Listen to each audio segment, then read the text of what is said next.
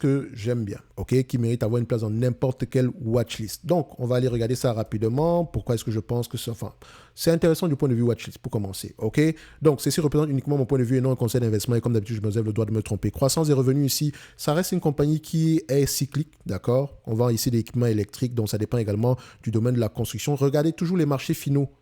Faites attention, regardez, parce qu'elle dépend des marchés finaux. Est-ce qu'elle a un pricing power? On regarde d'abord les marges brutes ici.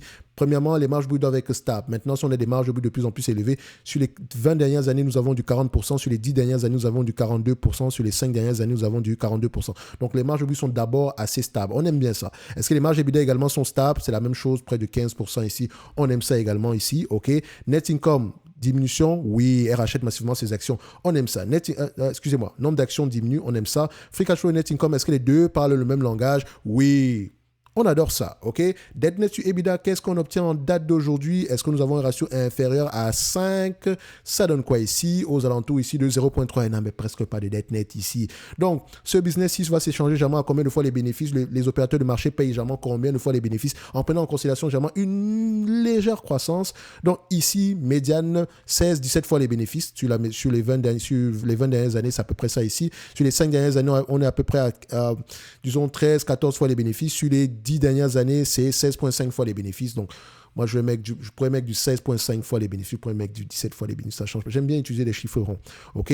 Donc, en termes d'évaluation, ça va donner quoi? En date d'aujourd'hui, on me demande de payer 204 $ à l'action, un business qui pourrait me rapporter 14,35 $ d'ici 2026. Et attention, on a une croissance par acquisition ici et de manière organique. Donc, on a à peu près un rendement sur coût de près de 7%. Mais n'oubliez pas qu'elle s'échange à 17 fois les bénéfices. Donc, si vous la prenez à 17 fois les bénéfices ici, sans prendre en considération la dette, ça donne un prix maximum potentiel, enfin, si ça se réalise, bien sûr, à 243 $. Donc, on est légèrement sous-évalué, 20% ici de sous-évaluation par rapport à ces prévisions-là. Je pense que j'ai déjà mentionné cette compagnie précédemment et je suis sûr et certain que je l'ai mentionné quand on était en cause alentour de 170 $, 180 $ par là. OK?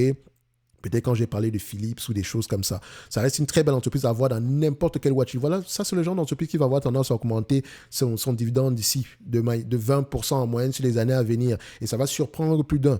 Parce que pour le moment, c'est 0,25. Mais si elle veut, elle peut vous distribuer 6,82. D'accord? 6,82. Admettons même qu'elle distribue la moitié. Ça reste 3,40. Donc, quand vous pensez aux dividendes, pensez avant. Regardez toujours ici la raison pour laquelle. Comparez toujours ici le rendement des free cash flow par rapport aux dividendes qu'on verse. Appliquez toujours une règle de 50 à 80% ici de payout ratio pour voir à peu près ce que vous pourrez obtenir à long terme.